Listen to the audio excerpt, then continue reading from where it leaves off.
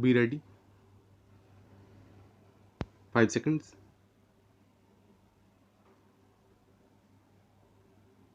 Start.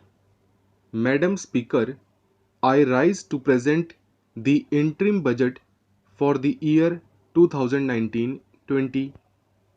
Madam Speaker, the people of India gave a strong mandate to our government. Under the visionary leadership of Honorable Prime Minister Shri Narendra Modi, we have given the most decisive, stable and clean government and have undertaken transformational structural reforms.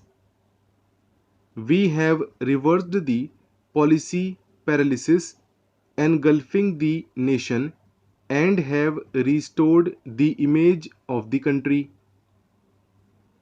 The major achievement of this government was that we strived our utmost to change the mindset and ignited the self confidence of the nation.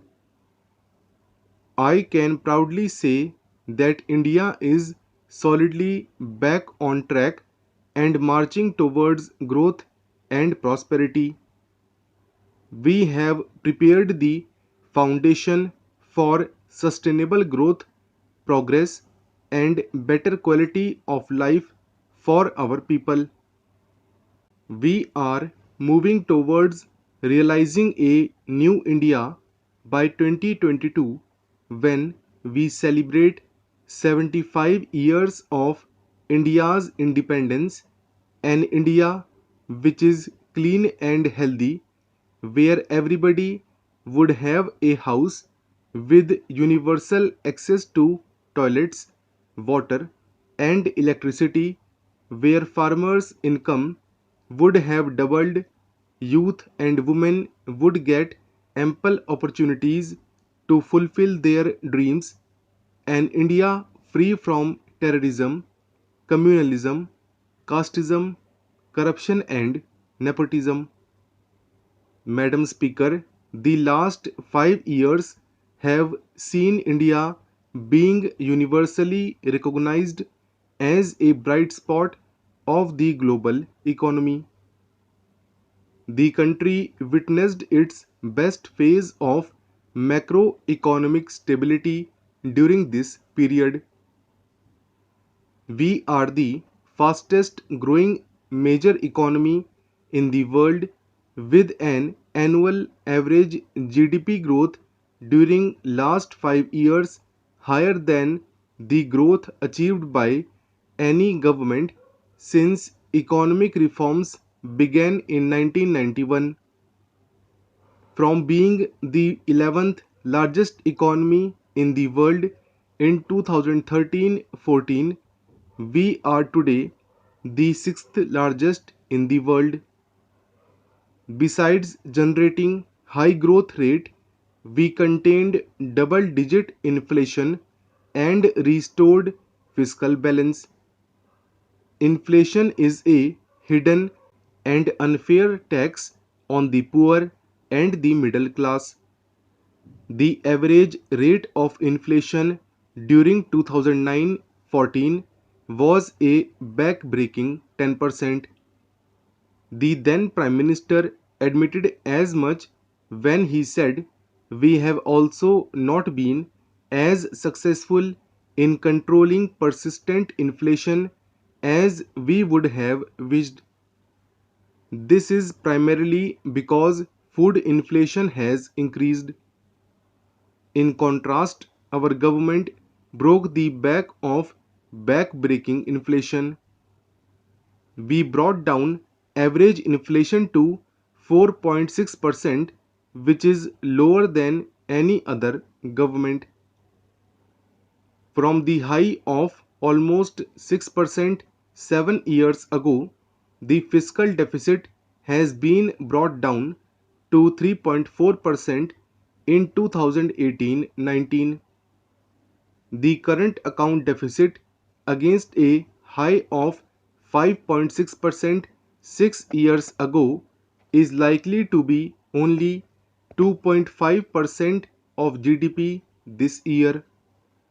We contained the fiscal deficit, notwithstanding the Finance Commission's recommendations, increasing the share of the states from 32% to 42% in central taxes, which we accepted in the true spirit of cooperative federalism, thereby transferring significantly higher amounts to the states.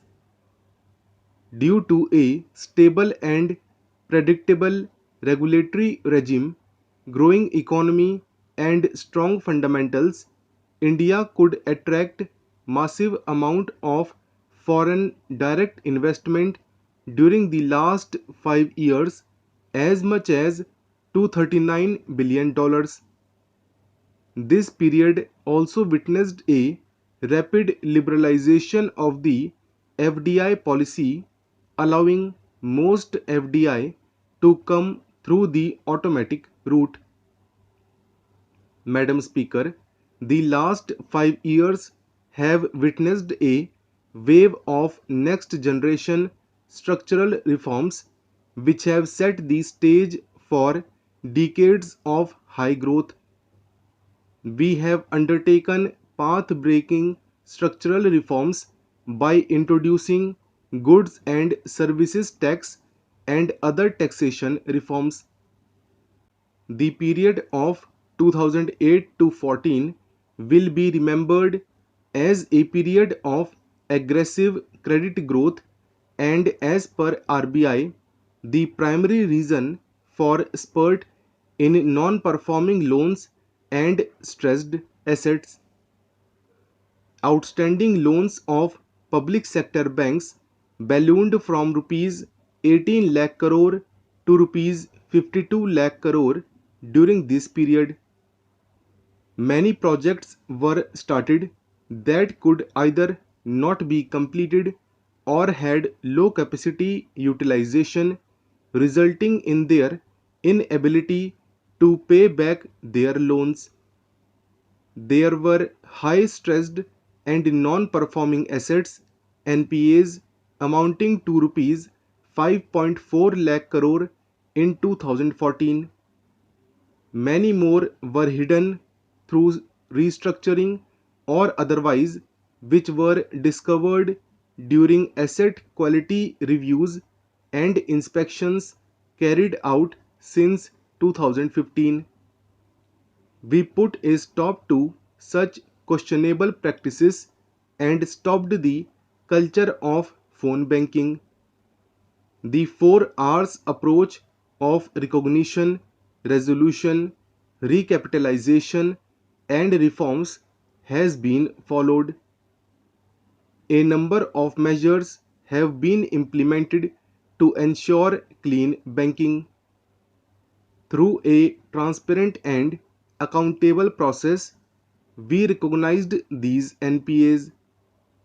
The Insolvency and Bankruptcy Code has institutionalized a resolution friendly mechanism which is helping in recovery of non-performing loans while preserving the underlying businesses and jobs.